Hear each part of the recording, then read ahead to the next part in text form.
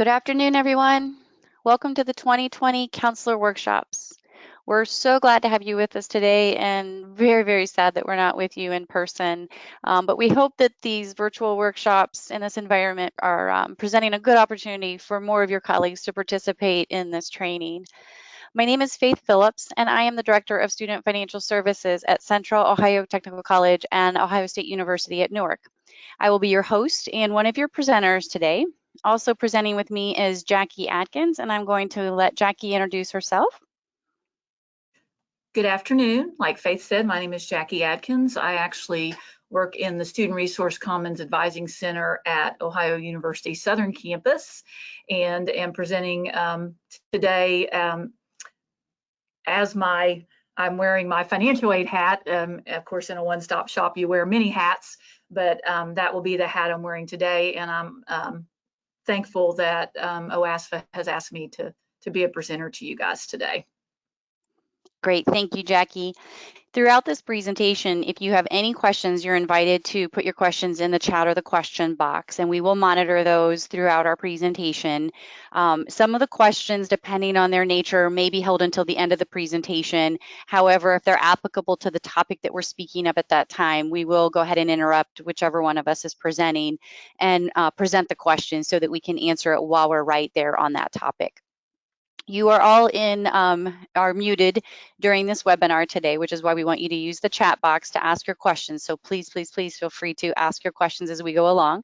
The presentation is also being recorded and will be posted to the OASFA website after our final webinar, which is on December the 9th.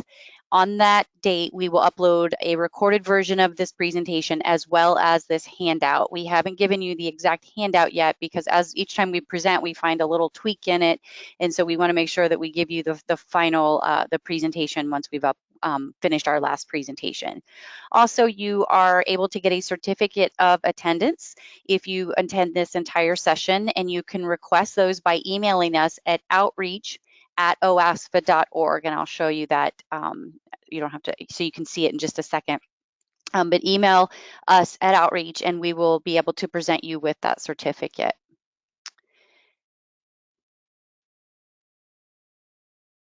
So the presentation today is presented to you by OASFA, the Ohio Association of Student Financial Aid Administrators, which is a nonprofit organization made up of financial aid professionals. As a part of OASFA is the outreach committee that is responsible for we're the primary resource of pertinent and current financial aid information specifically for admissions representatives, high school counselors, access counselors, and TRIO. OASFA is providing this information to you free of service, and you have permission to copy this and any of our materials off of our website, but please do not charge anyone to access this material, and seek permission as needed for any of the materials that you choose to use off of our website. You may contact us at outreach@oasfa.org. As I mentioned earlier, that is the email that you will send at the completion of this training to request a certificate of your attendance.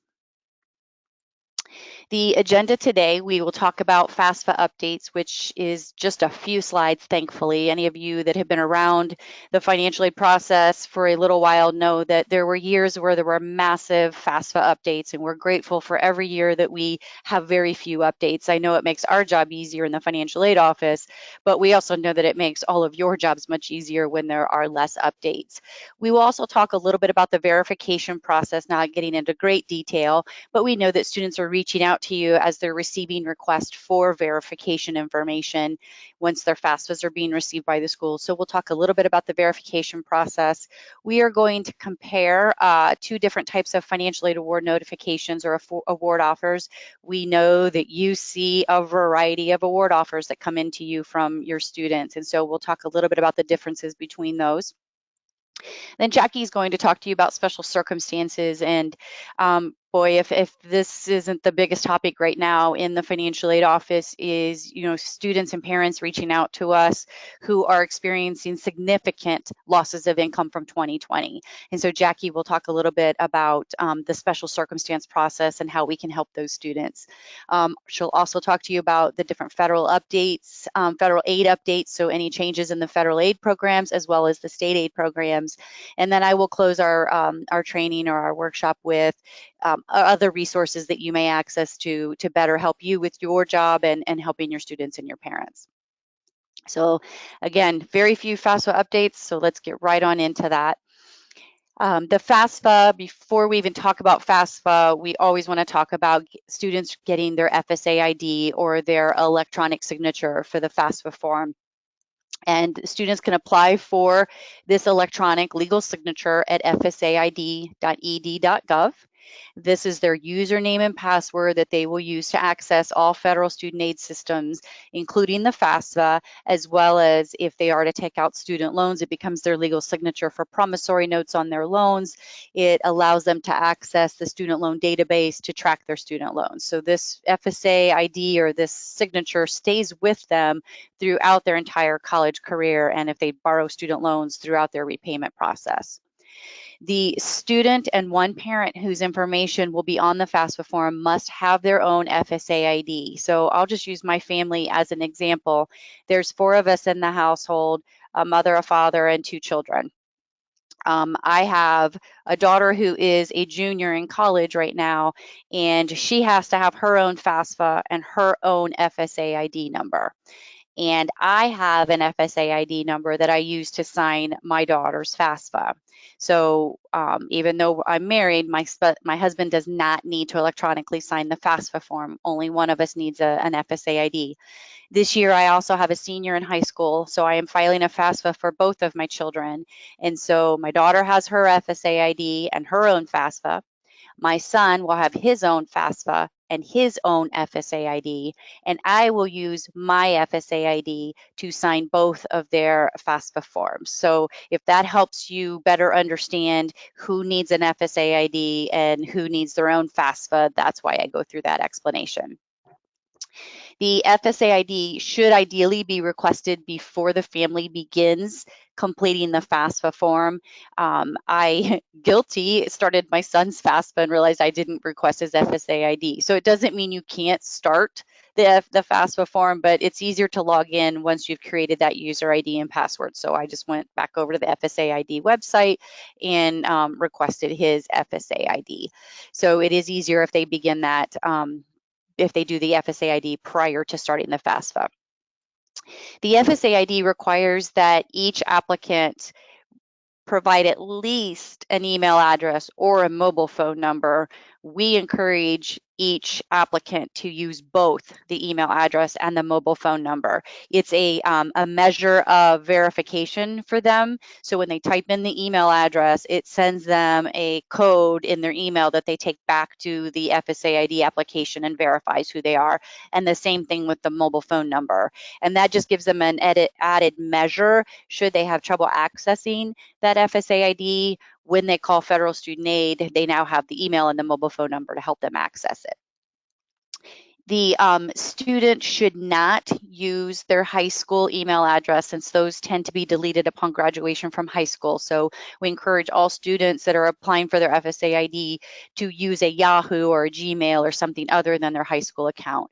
And the parents and students cannot use the same email address as the other. So if parents are applying, the student has to use their own email and their own mobile phone number. So families can still access the FAFSA on the web at fafsa.gov, but the student aid, federal student aid has organized everything into one-stop website. So if students also go to studentaid.gov, they may see that website somewhere as well. They will come to this screen right here, and they will click on up here at the top, apply for aid, and that will bring them to the complete the FAFSA form application process. So the first time they go in, they will click start here, identify themselves with their user ID and password, click next, and now they're into their FAFSA record. And then the next time they have to go back in, they will log in. So they just start here for the first time with their FSA ID and then click log in from that point forward. Minor changes to the FAFSA for 21-22 is the way that the IRS Schedule 1 question is processed. We encourage all students and parents to try to use the IRS data retrieval tool. It just makes it so much easier for them to capture half of the questions regarding their taxes that come to bring it right over from the IRS. And so if they do the data retrieval, now the Schedule 1 information will be transferred over. If they choose not to, there are help topics connected to the Schedule 1 that will help them know what they need to report in that question. The 2019 income threshold for the automatic zero EFC increased from 26,000 to 27,000. So this is for families with a 2019 income of 27,000 or less. They will get to skip certain questions, those specifically related to assets, and it will automatically give them a zero family contribution upon submission of the FAFSA. There's a line item change on the 2019 tax return that resulted in a change to the FAFSA. So we, again, encourage all families to do that, to do the data retrieval. And the question regarding untaxed portion of IRAs and untaxed portion of pensions is no longer combined. It's just worded a little bit differently. And that is a summary of all of the FAFSA changes. So nothing huge that should be complicated for us to adjust to. So now we're just going to shift gears a little bit and talk about the FAFSA completion numbers. So comparing, who's completing a FAFSA and the timing of that. So we were looking at a national and an Ohio overview of FAFSA completions. And as of September 11th, 2020, nationally, the graduating class of 2020 was down in FAFSA completions by 4.2% compared to the class of 2019. Now, we can, with a good amount of confidence, attribute some of that to the pandemic.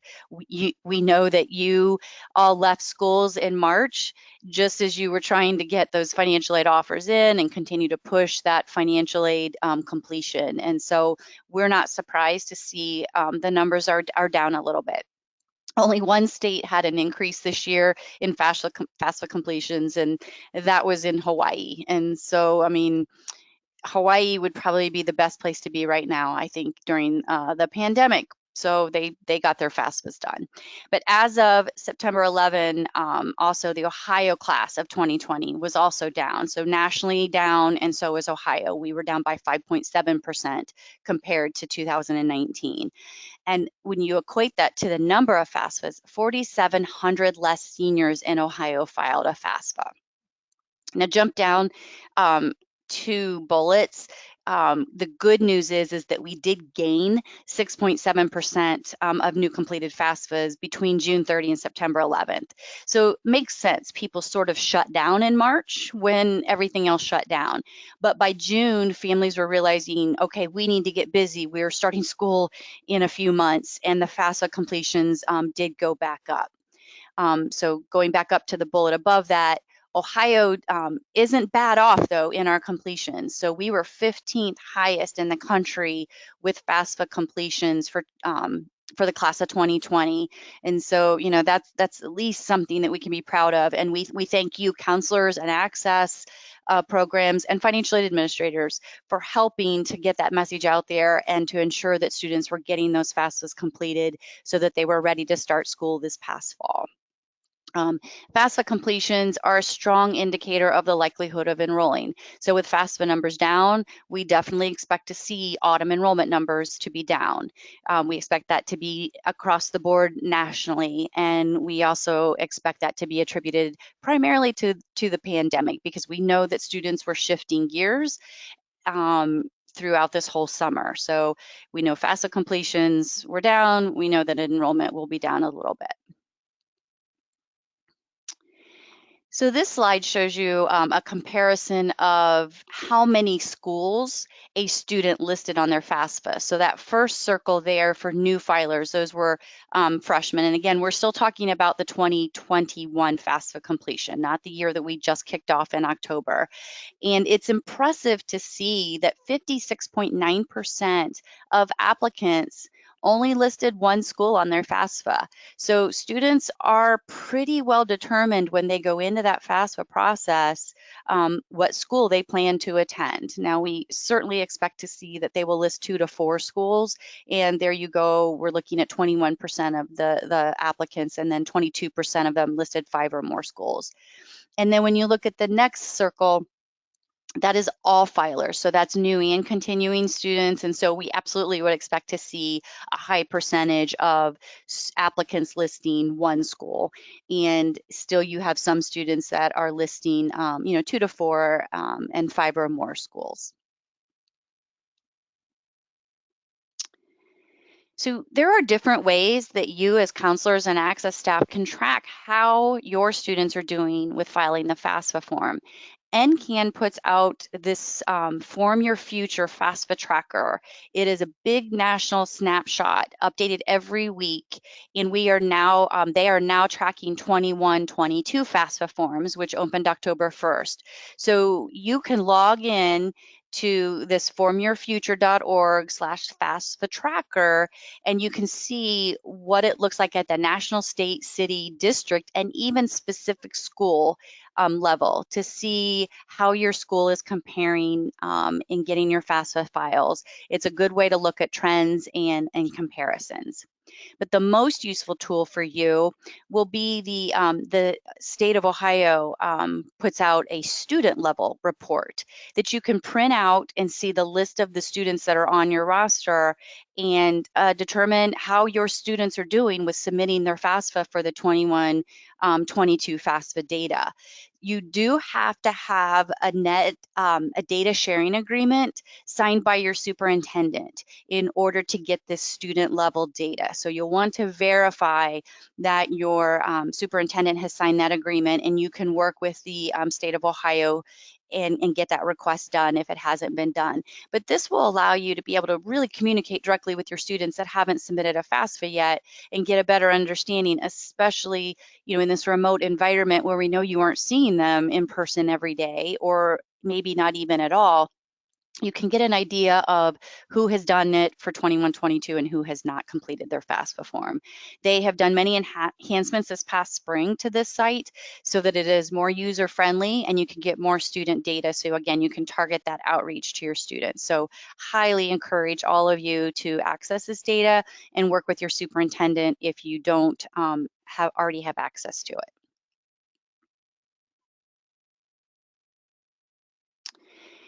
And then this is the Form Your Future FAFSA tracker.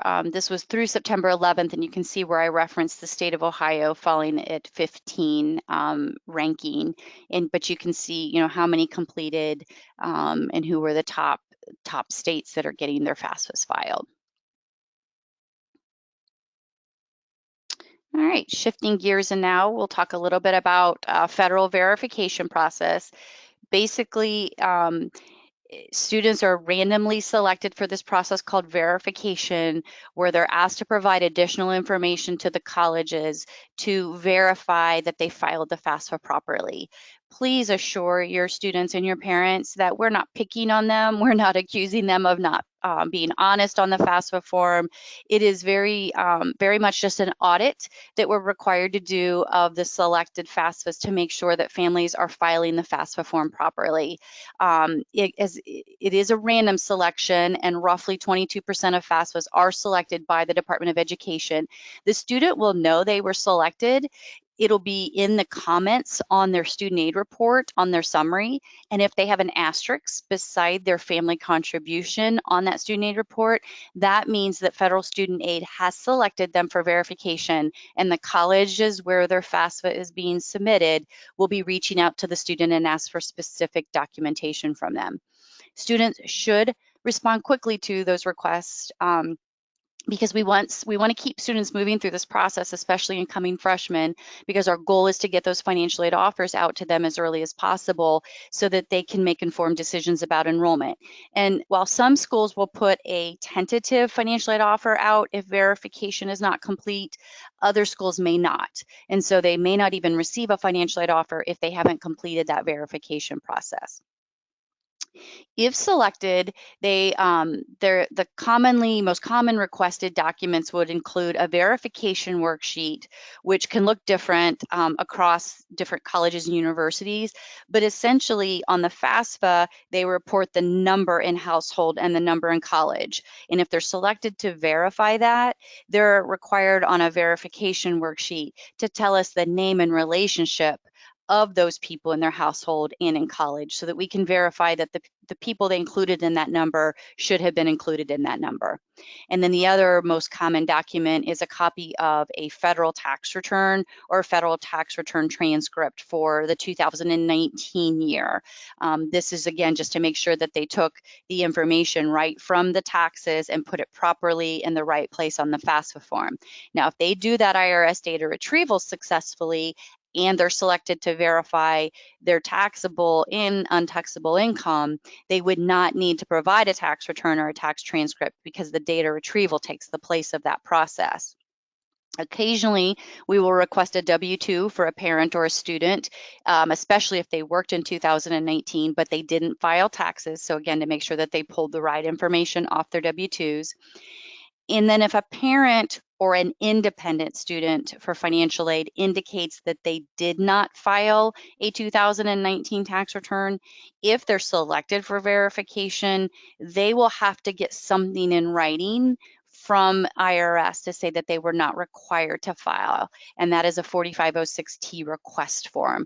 And I don't expect you all to understand and remember that, but the schools will do a really good job of explaining that to the student. But that is one added step that parents and independent students have to do if they did not file a tax return and they were selected for verification. Other documents that we may request would be documentation of high school completion. They would have to verify that they would have to sign an identity statement again.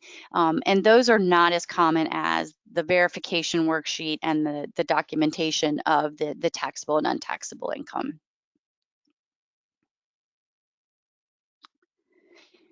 Go back here real quick and just say, we know that verification can be a lot of work for students. And if they're applying to multiple schools and they have submitted the FAFSA to multiple schools, if they're selected for verification by federal student aid, they unfortunately will have to complete verification at all of the schools. So prepare them if they are looking at multiple schools and they have that selection marked on their student aid report, they will need to provide that same data or whatever the college requests to each of those colleges. Okay. So for the verification of the taxable income, the student can provide a signed copy of the 2019 federal income tax return. Again, 2122 FAFSA requires 2019 taxable and untaxable income. So if they're selected, we'll be asking for their 2019 tax return, and if they don't have a tax return, they can request an IRS tax return transcript directly from the IRS at this website listed here. Now, the IRS, like many of us, we're working remotely, but they're trying to do the best they can to keep this information accessible so that families can go on and request the information they need and get it in a timely manner for financial aid purposes.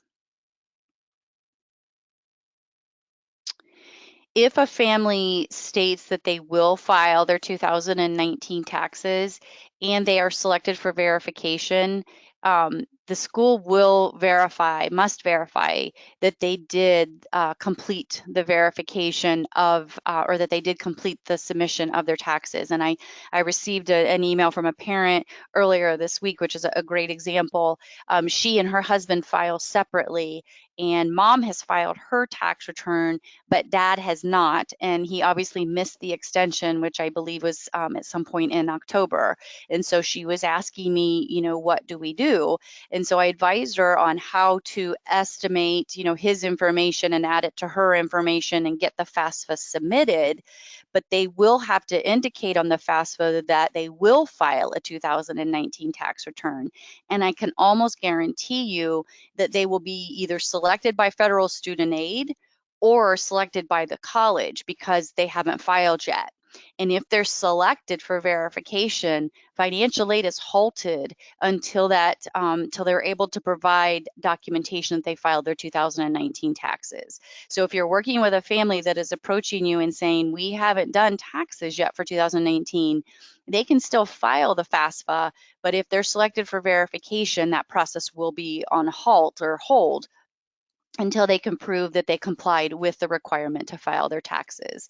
The only exception to that are people who fall in the HEROES Act, or if they get an IRS letter of approval for an extension beyond that 6 months. So those are really the only exceptions that we can allow when it comes to verification and not having completed the tax return.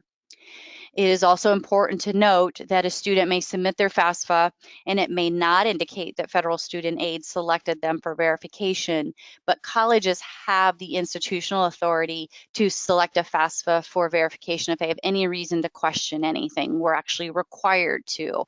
If we see something that doesn't feel right or look right on the FAFSA form, the college has the right to select the student for verification. Families, again, often feel like they must have done something wrong or wonder why we're picking on them. So please support us in letting them know that this is a federal process, that, we're just trying to make sure that families pull the right data from the right line on the tax return and put it in the right place on the FAFSA form. I love this next one because federal student aid says this in many places, that federal aid administrators are not required to be tax experts, but we are required to know whether or not a student or parent is required to file a tax return and whether or not they filed their tax return properly. And so there are some times that financial aid administrators reach out to students and parents and say, based on what you're telling me, either one, you should have filed a 2019 tax return and we can't move forward without it, or you use the wrong type of filing status and we cannot move forward until you correct your filing status. And so while we're not required to be experts, we are managing federal dollars. And so we are required to make sure that students and parents file the FAFSA properly. We also have the authority to request that a student or parent amend their tax return. So if we're looking at a completed tax return and it appears that they had not filed it properly, we can require they amend it. And until we receive that requested information, financial aid eligibility cannot be determined. Okay. So we will now shift gears into the different types of financial aid offers and a comparison of aid and cost of attendance. And I know you're all sitting there thinking the exact same thing as this question is asking, and that is, why are award offers so confusing? And it's not confusing to me because all I see are the financial aid award offers we send out, and we think ours aren't confusing. I don't see what you all see when students bring into you 5 different award offers and they look completely different and say different things, have different language. And so we do understand that award offers can be very confusing. We have different ways of delivering those to students. Sometimes you get a paper letter in the mail that gives you your award information. Sometimes you get a beautiful packet of information. Some schools have an entire folder that they send to the student that has beautiful pictures of the campus and all other information that includes their financial aid offer. Some of us will send an email version, and some of us will send an email and say, go to our school portal and you can see your financial aid offer there on the portal. So we recognize that they vary among all of us. We also know that the formatting, there is no same template or layout that we all follow. So we know that you're trying to sit down and look at what does this school say compared to what this school says. And then good grief, could we make the language variation more complicated? So some of us use the term subloan, some use direct subloan, federal direct subsidized loan. What's the difference? There isn't a difference. It is just how each school phrases it on the financial aid offer. And oftentimes it comes down to how many character spaces do we have in our student management systems that we can fit the words in. Most of us want to put all of the words out there, federal, direct, subsidized student loan, but a lot of our systems don't allow us to do that. So that's why you see it in different manners, but it means the exact same thing. The other question you often have, the students may have, are the awards automatic? Do I have to take any other action on it to receive these? And how clear are those parameters on the award offers? So I would say that probably most of us if we put a federal Pell Grant on the financial aid offer, that is free money that the student doesn't have to pay back. I don't think any schools or many schools require the student to take action and say, yes, I do want that. I need to accept that. We automatically accept the free money that they don't have to take any action on. But if they want a student loan, they have to take further action on it. And we need to do a good job of explaining what else do I need to do in order to access that student loan. And is that information in the letter where you read it, or do we direct the student to a website, and how do they get that information? Each school may deal with how we award federal work study and the Parent Plus loan and private education loans in a different manner. For example, I work for Ohio State and I work for Central Ohio Technical College. Ohio State, we put the parent loan on the award offer. At COTC, mostly a student loan covers cost of attendance at COTC. So we don't automatically put the parent loan on there. So if you're comparing, two award letters right there, there's a difference between those two types of award offers. And then are college charges on the award letter? So does it give you an estimate of tuition and fees, or does it give you the actual tuition and fees?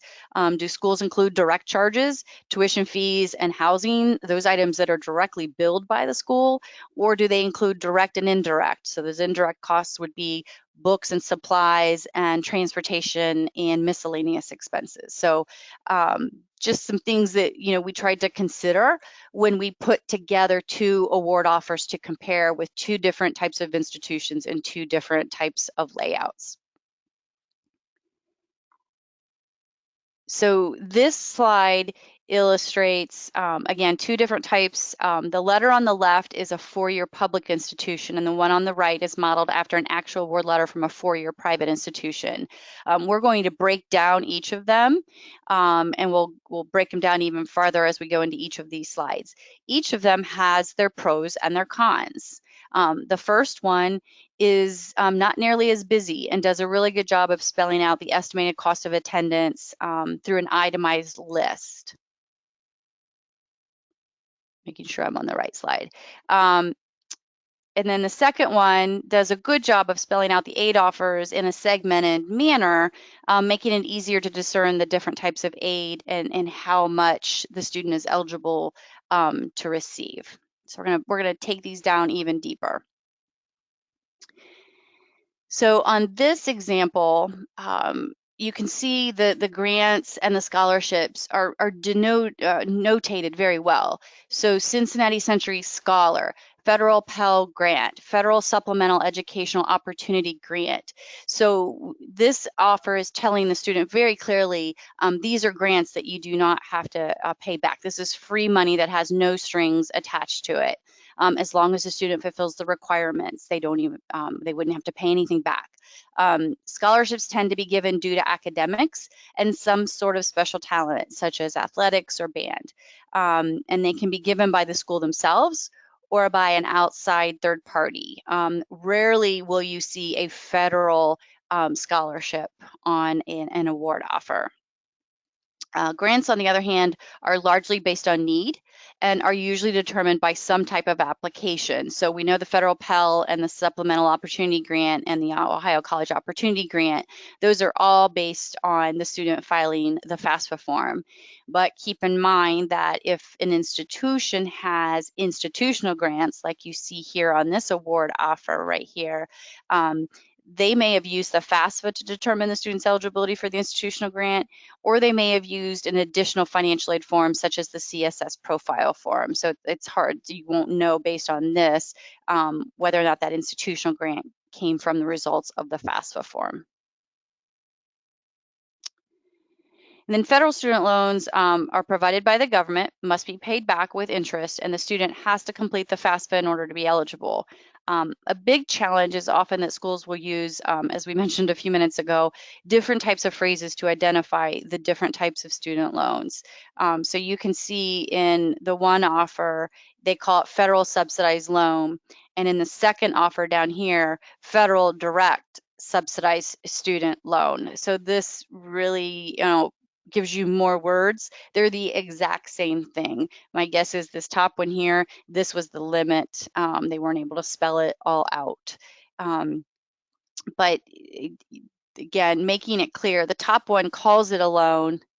The bottom one breaks it out and tells the student this is a student loan and this is aid that needs to be paid back. To qualify for work-study assistance, again, the student must file the FAFSA form, and work-study forms are not applied to a student's bill. They are paid directly to the student via a paycheck. And so this is where it gets confusing on an award offer, is you will see it, financial aid award, and then you see federal work study. Now, I like how this school right here does available federal work study, but it still doesn't tell them that they have to take action to earn that money. So one could take their student bill for fall 2019 and say, all right, I have all of this financial aid totaling $96.97 and subtract that from their student bill. But this $1,500 for this work study does not get deducted from their bill. The student can earn up to $3,000 that year in federal work study, but they have to actually work and get paid for it.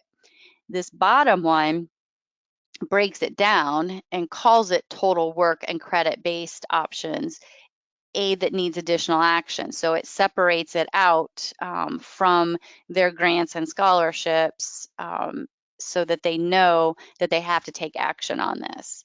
So it's important that students understand, and we reiterate this a lot during orientation each summer when we're talking to them about their aid versus their bill, that work study does not come off of their bill. The reference here to credit-based loan options, the Parent Plus loan is a federal loan that is in the parent's name and they're solely responsible for it. And again, not all schools put the parent loan on the award notification. They make reference to it somewhere else in their college material. And then there are private educational loans that a student may borrow directly from a private lender. And generally speaking, the student is the primary borrower, but many times they need a co-signer, especially if they're an 18-year-old right out of high school. Now let's switch over to the cost of attendance and remaining costs. So the first award notification, and you can see two different total layouts and how they explain the different cost of attendance. This first example does a good job of spelling out the estimate of each individual expense. So tuition and fees, program fees, room, board, books, transportation, personal expenses. Then they also break it out by term and then give them an annual total so that they can see what they can estimate what their cost will be for that year. The second one only lists direct cost. So it's just listing tuition fees and housing and meal plan. It doesn't really give them an idea of their other living expenses while in school. So this could be somewhat misleading, but it does a good job of saying, do I need to have a loan? And so it gives them their cost minus their grants and gift aid and gives them their bottom line of what would be owed, and then they can decide if they need to take out the student loans. So these are very different in the way that they handle the explanation of cost of attendance. The second one does a better job of representing how much the student will get in gift aid before loans. And neither of these factor in, and most financial aid offers do not, factor in the fact that there is an origination fee for student loans. So we tell all incoming freshmen, at the very minimum, you would be eligible for $5,500 in student loans, and we put that on their award offer. However, there's a small origination fee of about $25 that's taken out of each disbursement before it comes to the college and applied to their account. So they'll already take into account, I know $2,750 is going to come off of my bill fall semester, but it's really not $2,750. It's usually $2,725 or something like that, depending on the origination fee. So there's just so much detail that could go into these award offers that would just make these more complex. And I can tell you that most of us sit in the financial aid office and say, how can we make this as easy as possible for a parent and student to understand their offer and what their next steps would be? And it's not always an easy thing to do. Here is a college cost comparison worksheet to help those students take all that information that's in all of those different financial aid offers and write it down in one location. And that would give them a better comparison of, say, 3 schools that they're looking at on this worksheet. You know, counselors sometimes will ask students and families, do they have the ability to negotiate their financial aid offers with schools? And while most institutions typically award our best financial aid offer up front with little to no room for negotiation, there could be an option for some families at some institutions in terms of receiving an updated award offer, especially as it relates to special circumstance appeal. So if you have a family that is, you know, wanting to see if they can increase that financial aid offer a little bit more to make it more doable, don't discourage them from reaching out to an admissions representative or the financial aid office, but prepare them that we may be limited in the options. However, you know, special circumstances, of course, that will be a whole different scenario. And so that's a perfect segue into having Jackie talk to you about the different type of special circumstances. So Jackie, I'm gonna hand it over to you. Thank you, Faith. Moving on, like she said, to our next topic, special circumstances. And of course, as Faith mentioned, the 2021-22 FAFSA does require families to use their 2019 income, but obviously due to our current circumstances, that may not be a true reflection of a family's financial situation. So schools have processes in place to help these families. So that's basically what schools would call someone who has a special circumstance would want to get in touch with the institution and see what that process is. So basically, to evaluate the circumstance, and it is done on a case-by-case basis for the student, providing adequate documentation of the situation, they can get a better financial picture of where this family stands at the current time. So special circumstances are conditions that exist which cannot be explained or documented on the FAFSA because they do want that family to present their 2019 income for this upcoming year. So basically, some of those circumstances where they could contact the school and check into what their process would be for them to document this information is a loss of reduction of employment wages or unemployment compensation. Obviously, may see lots of that this year. I know with Ohio University, that's probably where I see most change of incomes or special circumstances coming from. Loss of untaxed income or benefits such as child support. Obviously, when a student either graduates from high school or they turn 18, whatever the setup is for that child support, it may be ending. So that could be something they could document to say they're no longer receiving that as additional income. A separation, a divorce, or death after the FAFSA was submitted. So if those changes occur, the student would want to reach out to the institution to see what needs to be provided to make those changes. So next slide, please, Faith. So before presenting a special circumstance to the college, students must file the FAFSA as directed with that 2019 income. Most colleges have an appeal process to address these circumstances, and every school may look differently in how they handle that process, or they may have a different name for it. So the student should complete the appropriate appeal form, which may include an explanation of the change in circumstance, documentation obviously to support their statement, such as a layoff or a termination letter. They might, depending on the time frame of the semester where the student is requesting the special circumstance, they might ask for the tax returns, W-2s, pay stubs, other sources to document earned and anticipated income, an estimate of future or current income. The college will review and determine if the change would impact the student's eligibility and update the FAFSA as appropriate. So basically, once this information would be collected, they usually have a committee at the institution. The financial aid office will review that and determine if is that EFC going to be less with that documentation to where they can warrant a change and submit that to the federal processor to make that change that year for that student. Next slide, please.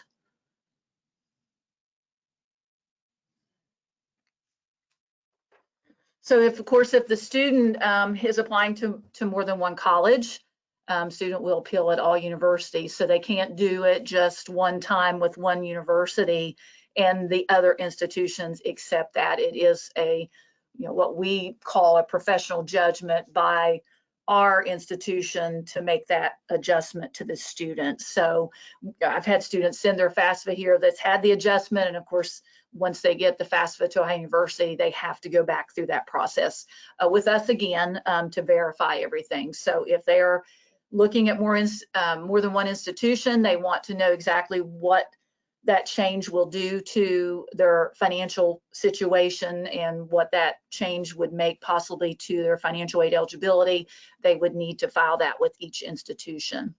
Appeal decisions are at the discretion of the university's financial aid office and are final. So the student or the family cannot appeal that further to the Department of Ed. So that would be a final decision once it's made. If selected for verification, they must complete that process prior to the appeal. So they would have to complete verification of their 2019 income status before they could go through the review for special circumstances.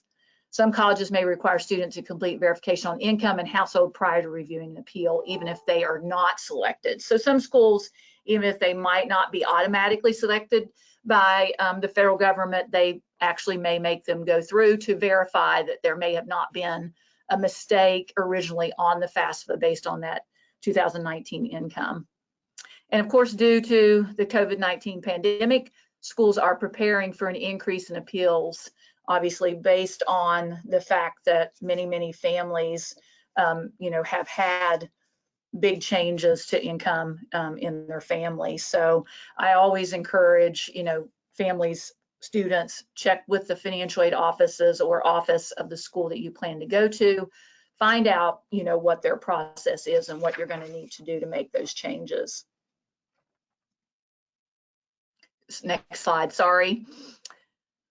While the FAFSA for 2021-22 is available, of course, is available currently since October 1, financial aid offices may not be prepared to discuss the appeal processes until later in the year or the early part of 2021. So I know, speaking for Ohio University, normally our process is there's an actual online application, a change of income that students complete. They send it in with their documentation, and I know normally that's not usually available till after the first of the year. So every school may be getting that information out on their websites and out to students at different times. So most colleges will have the forms on their website. Some schools require the students to request them. They wouldn't be something that's just open for anybody to access. So, and just like I mentioned, they're called different things. So we call it a change of income, which isn't one of the three things that's even listed as an example here.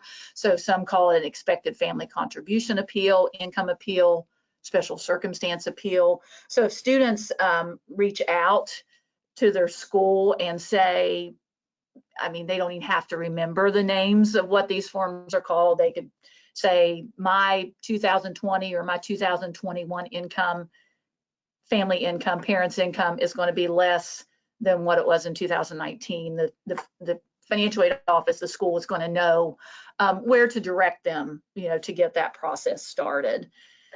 So the next thing on here is a free resource to assist students with special circumstance appeals. It is a website that has actually templates to help students with appeal situations. So it wouldn't necessarily, it could be some other type of appeal that they might need to file other than an income special circumstance. So there could be information out there on different types of appeals. So it's a helpful site that students may want to visit. Obviously, they still want to check with the school to see exactly what's going to be required to start this process. Next slide, please. So some examples of special circumstances, some of the main circumstances that most schools would probably see. Generally, a loss of income or employment is probably what I see the most when I'm, helping students with the change of income process. But there are other things that can qualify that students can reach out to their financial aid office about, such as unusual uncovered medical or dental expenses. So things that exceed what insurance might be covering. Of course, if insurance is covered, it wouldn't be included, but additional things, larger amounts that may not be covered by their insurance. A death of a parent or a spouse, obviously, would be a reduction of income. Extraordinary dependent care. So, maybe there's a elderly parent or a child with special needs that might be living in the family that requires some extra costs to that dependent care. A divorce, has occurred, and obviously that, both parents might have been working and now one parent's out of the picture. So that could obviously make a big difference. Loss of child support, we mentioned that one a little bit earlier. So, that depending on, how much child support they might have been receiving, that could make a large change to the expected family contribution that could affect and possibly make the student more eligible for additional financial aid. Next slide, please. Moving on to aid programs. We're going to, next slide please, cover the federal aid programs first. So we're going to take a look at the Pell Grant, the Teach Grant, some campus-based programs, and the direct loan program. Next slide. So first we'll take a look at the Pell Grant. This was for this current year, the 2020-21 academic year.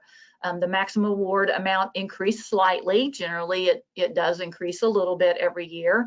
$6,345 was the maximum awarded for a full-time enrollment and an expected family contribution of 0. So they had, maximum aid eligibility with that EFC of a 0.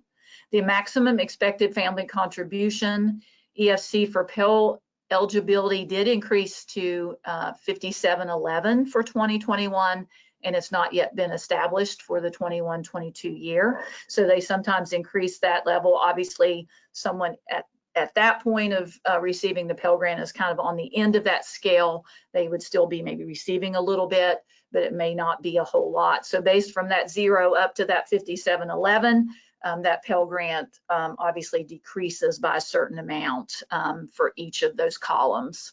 Next slide, please. Students do have a maximum number of terms they can receive the Pell Grant, basically up to 600% of an annual award amount, or 6 years, or the equivalent of 12 full-time semesters is the max that a student can continue to receive the Pell Grant if they are eligible. Year-round Pell Grants are still remaining, so students can actually receive a Pell Grant summer, fall, and spring. So in years past, you have students attended full-time in the summer and then full-time in the fall. They obviously didn't have anything left to help them pay toward that spring semester. So with the year-round Pell, that is helping those students that may be attending actually every semester of school. So obviously what this would do is if they are coming 3 full-time semesters instead of 2, they still are only going to receive that 12 full-time semester limit. So obviously the time they have to use their Pell is going to be a little bit shorter because they're using it for 3 semesters instead of 2. So instead of 100% of their annual award, they're using 150%. So it's going to go a little quicker, but obviously the hopes are if they're attending in the summer also, they're going to complete their degree, and it's kind of serves as an incentive for students to work on completing their credential or their degree a little bit quicker. Next slide, please. Moving on to the TEACH grant. As some of you may know what that stands for, it is a mouthful, Teacher Education Assistance for College and Higher Education Grant is actually what that stands for. And as you guys that probably have been counselors for a while know that financial aid uses lots of acronyms, and probably more than we use the actual names. So that's one of those acronyms that is used in financial aid. But for the any 2020-21 TEACH grant first dispersed on or after October 1 of 20 and before October 1 of 2021, the maximum award of $4,000 has been reduced by 5.7%.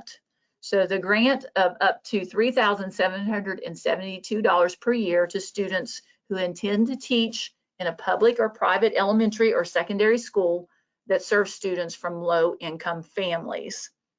There is a service requirement, so here's the kicker to the TEACH grant. Upon graduation must be met or grant becomes an unsubsidized direct loan that must be repaid. So the students, before they agree to accepting the TEACH grant, they should be receiving that, or they should be reading the agreement to serve very closely and making sure it is something they want to do, because if they accept 2-3 years of a TEACH grant and then they don't follow up and meet those service requirements, this grant unfortunately is going to become an unsubsidized loan with all that interest added in for the remainder of the time. So I always encourage students to make sure they're reading up on that. You know, I know it's hard to predict the future, you know, and things change, and especially right now, but that is a chance that those students take when they do take that TEACH grant. Next slide, please.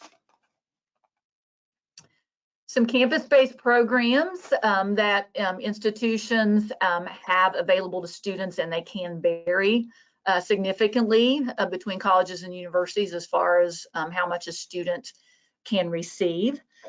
There are, most schools are going to have a FAFSA priority deadline that can impact the eligibility requirements or eligibility between the schools. Actually, the priority, if you guys have not been out on the OASFA website, for the schools that have submitted their priority deadlines, you actually can see that. There's a copy of those priority deadlines that are available so that you guys can see those. Actually, as a PDF, you can print it off and keep it if you would like to do that, just so if students do ask. And the priority deadlines can vary by a month or two, possibly, between the schools. So just as an example, some schools might have a deadline that was possibly this month, maybe several next month. I know for Ohio University, ours is January 15th. So every school, their first priority FAFSA deadline can be very different, and their campus, obviously this is also fast priority deadline for their campus-based aids. So the schools, so the students will want to definitely check with the schools and find out, especially if they're considering several different schools, because those deadlines could be very, very, very different. So some of the campus-based programs, 2 of them are listed here, the Federal Supplemental Educational Opportunity Grant, or the SEOG, and of course, Federal Work Study. For most schools, Federal Work Study earnings are given in a paycheck form. I know Faith talked about this when we were looking at those award letters and how it can look very different on an award letter, and of course that's not applied directly to the student's bill, so that's money they're going to be earning for working on campus or, doing some kind of work program through the work study program. Some institutions will also list campus employment or possible opportunities for campus employment on their award letters too. Generally, work study, they're automatically being offered the work study program. They have to accept it. They have to agree to work for that money. But most of those, if there's other campus-based employment opportunities on an award letter, generally it's non-need based, where federal work study is need based from their FAFSA information, and they generally would have to do something additional to actually apply for those programs. Next slide, please. Continuing on with the federal work study information, it is available to undergraduate or graduate students. Employment can be on or off campus, depending on how that school participates in a program. Federal work study wages are excluded from EFC calculation, so it is an exclusion when they complete the FAFSA, that they don't have to include that income that they did earn from work study. Ohio minimum wage in 2020 was $8.70 an hour. That may be increasing. I haven't heard for sure. Faith may know and can chime in, but I haven't heard on the Ohio minimum wage, but that could be going up. Nope. I haven't heard anything either. Nope. There is a difference between work study and worker employment on an award letter. So I kind of jumped the gun, and I mentioned that on the last slide, that if students just need to make sure they see the difference between the work study and then possible other campus employment. Next slide, please. Moving on to the Supplemental Educational Opportunity Grant. This is awarded to undergraduates with exceptional financial need, Pell eligible students, generally with the lowest EFC. And of course, this is one of those that's awarded also to students that have the financial need and meet the criteria, but also have met that first priority consideration date for the FAFSA for the institutions. The award does range from $100 to $4,000, depending on when student applies, financial need, and the funding and policies of the school that they're attending. So there's generally no separate application. That when they do the FAFSA, this is also applying them for this grant as well. Next slide, please.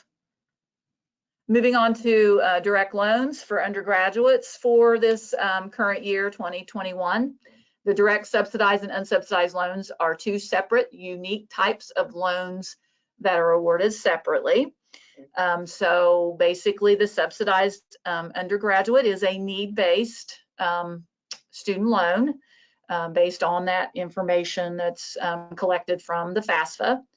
It did have, for the 2021 year, a fixed rate, interest rate of 2.75% for new undergraduate loans dispersing during the 2021 year. Interest is subsidized while the student is in school and during deferment, so the student obviously is not required to pay the interest while they're at least a half-time student in school on this student loan. So obviously between the two loans, this would be the better of the two, but not all students, because it is based on the income level on the FAFSA, are not going to be eligible.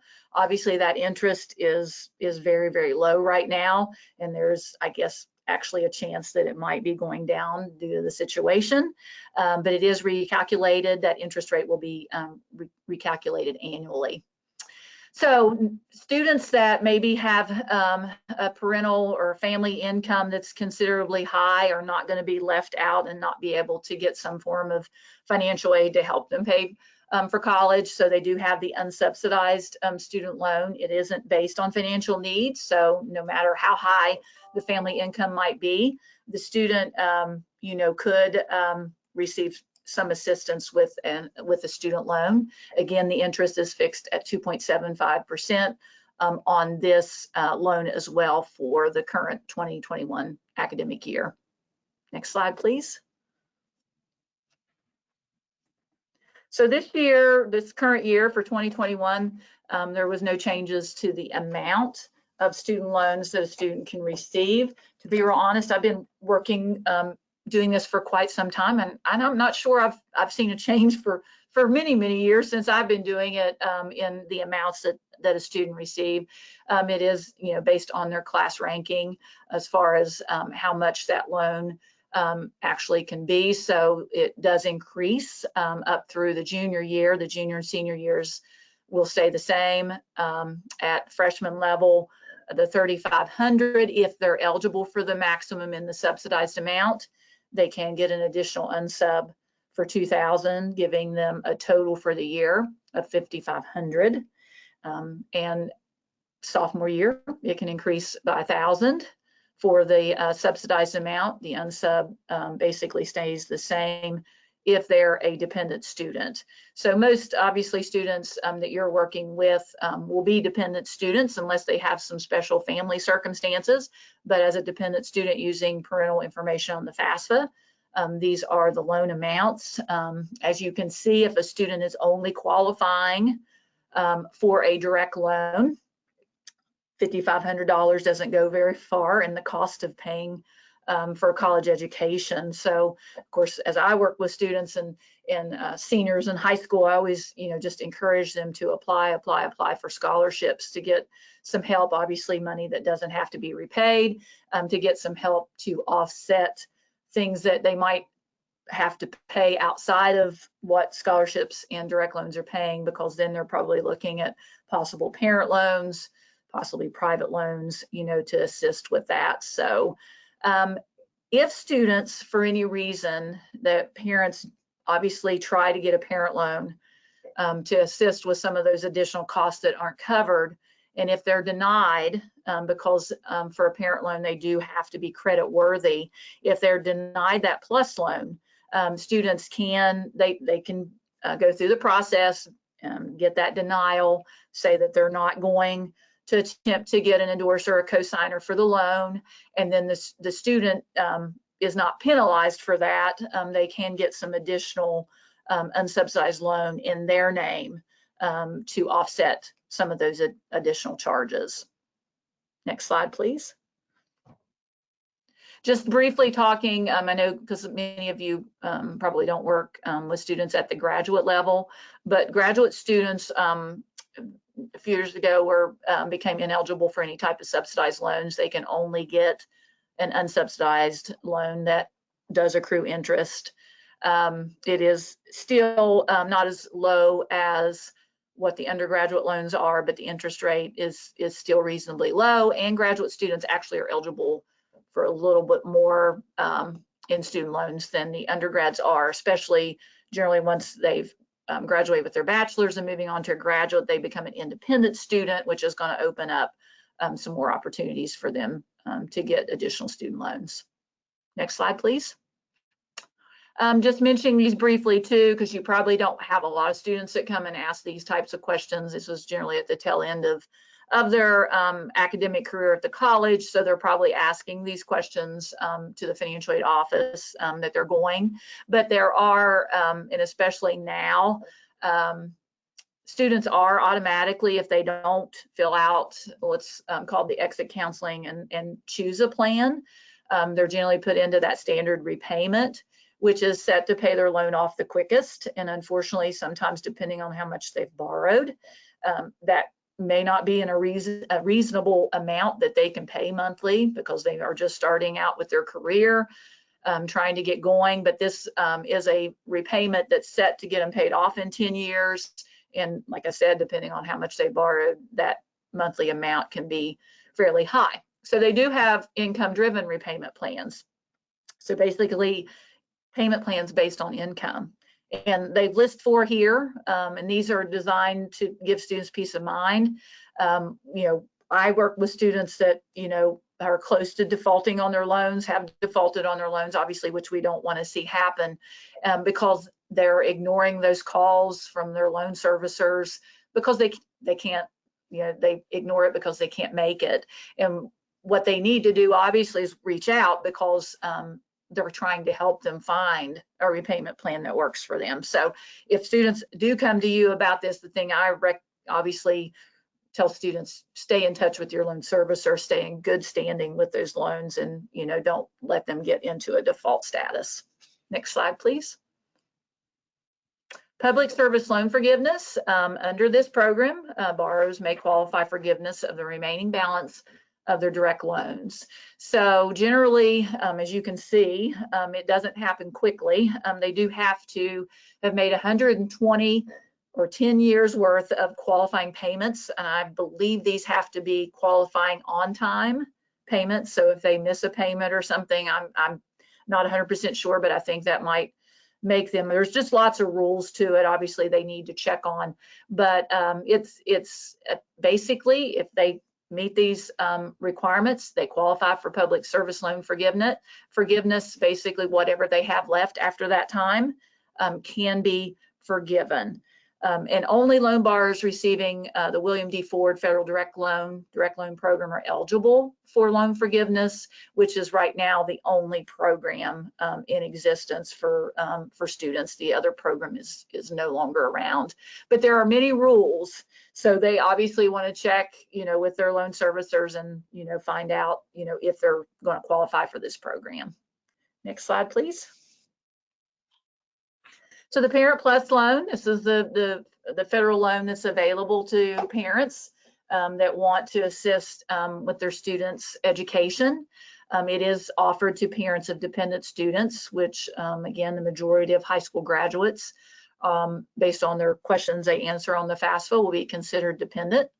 Loan limits are up to the cost of education, less any financial aid received. So basically, your Pell Grants, your SEOG grants, your scholarships, your direct subsidized student loans, your unsubsidized loans, all of those are taken into consideration first. And if there's still a gap in what they're paying in their cost of education, then they'll pay up to that point. The interest rate is fixed right now at 5.30%. Repayment begins within 60 days of full disbursement, and payments can be deferred. I know at one time parent loans were not eligible for deferment, and families and parents had to start paying that 60 days after that disbursement, but they can get that deferment while the student is in school. They are still required to do FAFSA completion to be eligible for the Parent Plus loan, so they still have to do the FAFSA. Again, interest rates are recalculated annually, so that could look a little different for the 21-22 year. Next slide, please.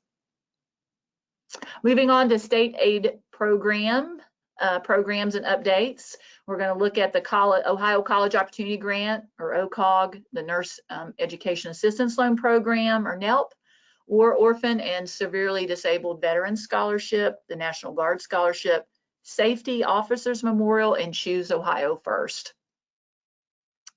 So to be eligible for the Ohio College Opportunity Grant, the student must file the FAFSA, be an Ohio resident, and attend an Ohio Public University's main campus, and I'll touch a little bit more on that, or attend an Ohio private nonprofit college, or attend an Ohio private for-profit institution, of course, and meet the state deadline for filing the FAFSA in Ohio. Next slide, please. The expected family contribution is the index number for awarding the OCOG, as it is for a lot of types of financial aid.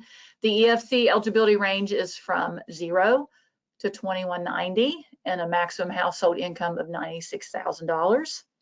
A part-time student can receive a prorated amount. Students are limited to 10 semesters or 15 quarters of state need-based grant aid, and they can also receive a grant if attending on a year-round basis. Next slide, please. This is just an example based on enrollment status, what a student could receive as a full-time all the way down to a quarter-time student at a public institution and also at a private nonprofit institution. As you can see, the community colleges and the regional campuses have an asterisk there.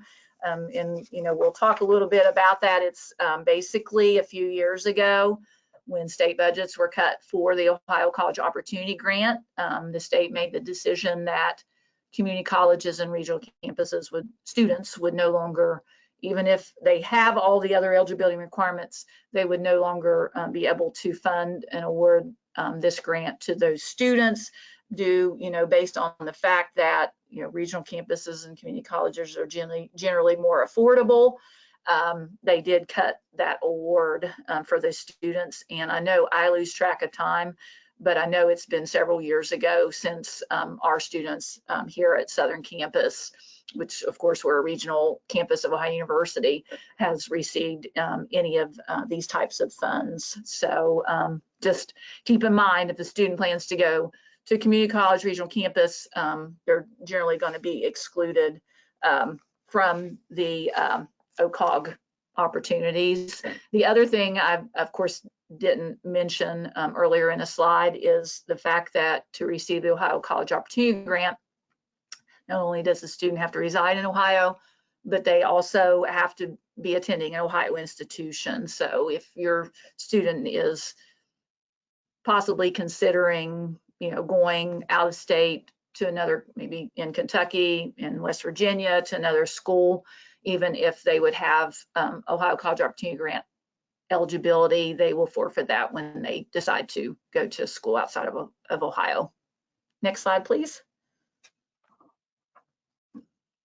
So foster youth at community colleges is an exception to the OCOG rule. Qualified foster youth at community colleges continue to be eligible for the OCOG for the 2021 year. So that probably hasn't been determined yet for 21-22. It does require that for otherwise OCOG eligible students, their living expenses are to be added to their tuition / general fees to determine their OCOG award amount. Qualified foster youth should receive a letter from the Ohio Education and Training Voucher, or the ETV program, that lists their ETV award. Could be eligible for the 2021 maximum public OCOG amount of $2,000. So that would kind of be the exception to the rule for community colleges. Those students might still be eligible for that OCOG. Next slide, please. The Nurse Education Assistance Loan Program. This is a loan for RN candidates and graduate nurse faculty students. Recipients must serve as a full-time nurse in Ohio for 5 years to qualify for 100% loan cancellation. Annual awards for most recent academic year is $1,620 a year, or $6,000 a year for someone working on a Master's of Nurse Education. Next slide, please. The Ohio War Orphan and Severely Disabled Veteran Scholarship. This program awards tuition assistance to the children of deceased or severely disabled Ohio veterans who serve in the armed forces during a period of declared war or conflict. Eligible students attending public institutions will be funded 100% of tuition and general fees. Private institutions will receive an annual award of $8,575 for the year. Next slide, please. The Ohio National Guard Scholarship eligibility is determined by the Adjutant General. The current annual full-time award is 100% of tuition and general fees at all Ohio public colleges and universities, or the equivalent amount at private institutions for members of the Ohio National Guard.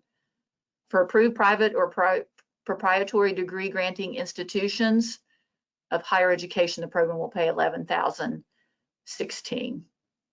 Next slide, please. Safety Officers Memorial Scholarship for Ohio dependents and spouses of safety officers killed in the line of duty. The current annual full-time award is 100% of tuition and general fees at all Ohio public colleges and universities.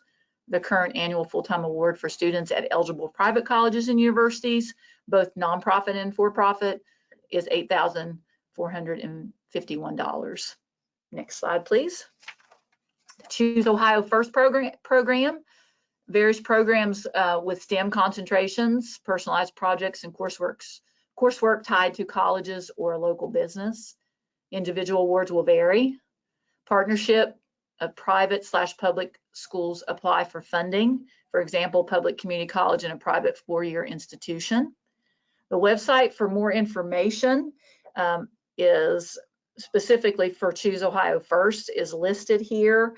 but the website for just getting more information on any of these Ohio programs, which those last three, wow, those are great programs that students, if they have the eligibility, will definitely want to check into and apply, is FC, the number 2, the letter S, programs.org. So they can go to that website, and each one of those would be listed so that they could get additional information. So I encourage students to take a look at those. And I'm sorry, I just gave you the wrong website. That's for something else I'm getting ready to talk about. So the correct website is ohiohighered.org/SGS.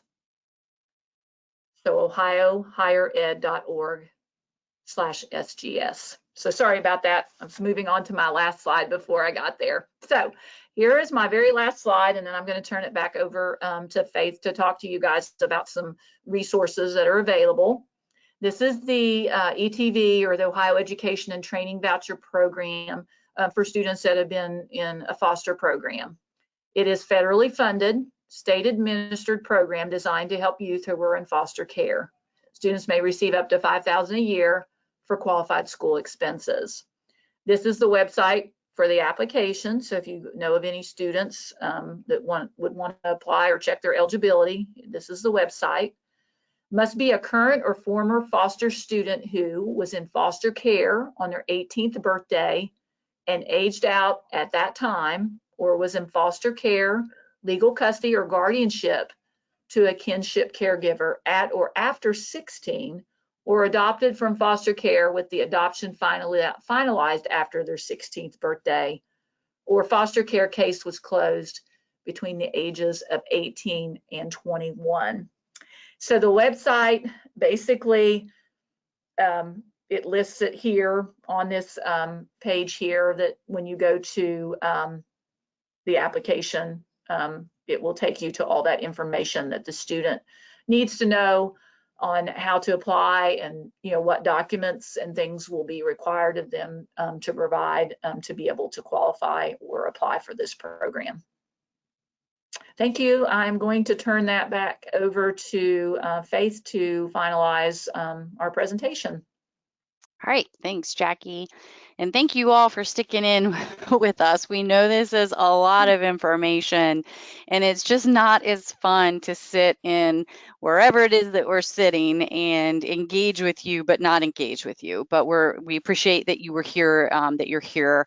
And so we're going to just wrap this up by talking about different resources that are available to you. As I mentioned, we're a part of OASFA, the Ohio Association of Student Financial Aid Administrators, and OASFA.org is our website.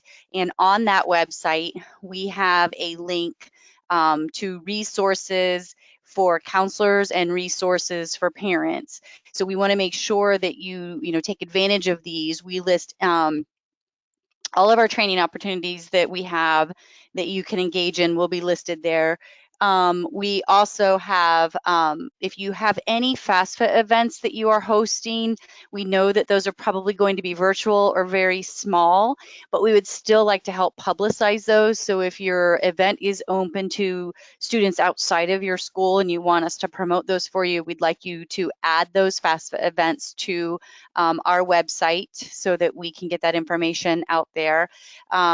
Under the resources for students and parents, you will have many instructional videos out there. We have taken some of the videos that Federal Student Aid has created. They're very short, 2 to 3 minute videos that talk about how to create the FSA ID and how to file the FAFSA form. So you could use those videos to share with your families as well, or even for your own information, as well as other handouts. And you can link that resource page to your school website if you would like to do that as well.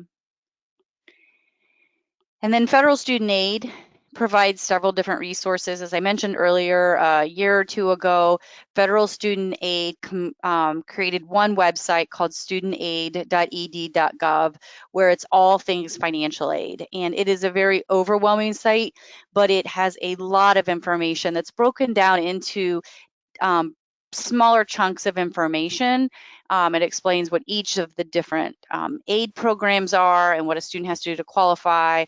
It talks about the FAFSA and who's the parent for the purpose of the FAFSA, and there's handouts that explain all of that. Different publications and fact sheets and online tools that I highly encourage you to take a look at and refer your families to that. And then watch the years when you're out there on any of the websites, including the FAFSA. 2020 and 2021, the current year we're in, is still live and well. And so students can still apply for financial aid for this current year all the way through, the end of spring semester and even into the summer, depending on the school's calendar. So when you're looking at information for your current seniors, make sure you're looking for 21, 22 documents and not confusing those. Printed publications from the U.S. Department of Education are no longer available, but you are permitted to download electronically their PDFs and print those and hand those out to your students as you see fit. The counselor workshops were just about done. I think we did a total of 6 of these over the fall. And next Wednesday, no, not next Wednesday, but Wednesday, December 9th is our final one. So if you're speaking to any of your colleagues that have not had the opportunity to attend this training, please encourage them to sign up for this last workshop so that they can get this information as well. But also remember, there will be a recorded version of this eventually posted to the OASFA website. So if you want to go back and listen to it again and fast forward through to parts that you wanted to listen to again, you'll have that recorded version available to you as well. OASFA Outreach still, even in this virtual environment, wants to help you with financial aid nights or financial aid presentations for your parents and students. So if your school is still not permitting an in-person financial aid night, please know that we're here to help you do that. And you can still go to the link on oasfa.org and click on Request a Financial Aid Night Presenter, even though it makes it sound like you're asking for an in-person presenter. If you're looking for someone virtually, we will hook you up with that person. And I've done a couple different ones virtually this fall for schools. It does feel a little bit different because you're not connecting with those parents. But if you want something more than just a recorded presentation or a PowerPoint presentation to hand to your parents, please, you can still request us a financial aid presenter even into the first part of the year. We're happy to do that for you. There is also a pre-recorded session available at oasfa.org under resources. You can get the recorded version and link it to your school's website, or you can send it out in an email to your students and parents, and they can listen to a financial aid presentation that will go through the basics of the submission of the FAFSA form. And the PowerPoint is also downloadable there as well. We want to make sure that we have all of your information in our contact database. So please make sure to put your name and your email address in on our database at oasfa.org. The benefits of signing up on this counselor database listserv is you get workshop registration information, counselor events announcements, and training announcements. And if something were to really oddly change in the financial aid world that we felt that counselors needed to know about, we would be able to reach out to all of you right away with that information. So we are encouraging all counselors and access coordinators to be in our database. It's not like we sell your information and we don't solicit you for anything. We just want to be able to reach out to you and share information that will be helpful to you in your job and helpful to you for your parents and your students. As Jackie mentioned earlier, please take advantage of the FAFSA priority deadline for Ohio Schools spreadsheet that we've uploaded to the oasfa.org website. It's under FAFSA priority deadlines for Ohio schools. So all of the schools that responded to our survey asking them to tell us their federal school code, whether or not they use a priority date, what that priority date is, that is great information for you to be able to, if you have a student panicking because they haven't done their FAFSA yet, you can look up all 3 schools they're looking at and say, hey, you didn't miss any priority dates, but get it done before this date because this is when your school's first priority date is. Those are dates that are just to get the students to get that FAFSA submitted in a timely manner and get us to move faster on getting them an award notification. But as Jackie mentioned, we also use those dates to award those smaller pots of money, institutional scholarships and grants, as well as SEOG and work study. So we don't want students to miss out on the best aid possible. What we don't want students to think is because they missed that priority date that they cannot still submit the FAFSA, because that could not be more incorrect. The FAFSA is really active for almost a year and a half. And so if students miss a school's priority date, they absolutely can still apply for all federal and state financial aid. They just may miss out on certain opportunities because they missed that priority date. So please have them, we try not to have to call it a deadline in many places, because deadline seems final. So that priority date is just to get them to get that information submitted to us. Again, thank you very much for attending this counselor workshop. We, if you would like us to send you a certificate of attendance, please email us at owasfaoutreach.org, outreach@owasfa.org, and we will send you a certificate of attendance. Also, upon closing out this session, you should be provided with an evaluation form. Please take a few minutes to complete that for us. That helps us know what to do when we're planning for the future, and what do you need from us, because we don't want to sit here and talk at you and not be giving you the information that would be most helpful to you in your job. So thank you all again very much for attending. Have a wonderful Thanksgiving, a wonderful day, and stay safe out there. Take care.